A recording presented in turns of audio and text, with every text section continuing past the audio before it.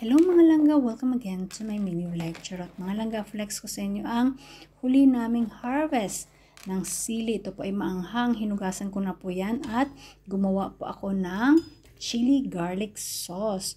Ayan po, binlender ko yan mga langga at nilagyan ko ng garlic, asukal, asin, syempre mantika, at sa huli po, lagyan natin yan ng suka. Pero last na po yan.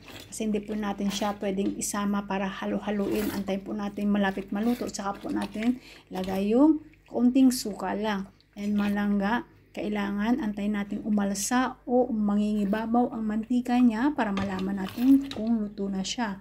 Kailangan halo-haluin po natin talaga yan para hindi po masunog ang ating chili garlic sauce.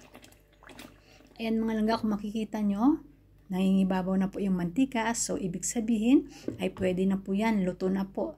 Ito po ay siguro mga 3 oras ko po niluto to, kaya hindi po basta-basta, medyo matagal po, pero sulit at masarap.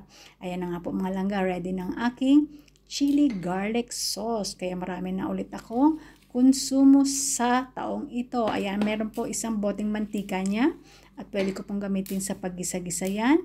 Ayan, at saka syempre masarap po ito sa siomai mga langga. Thank you guys for watching. See you. Bye!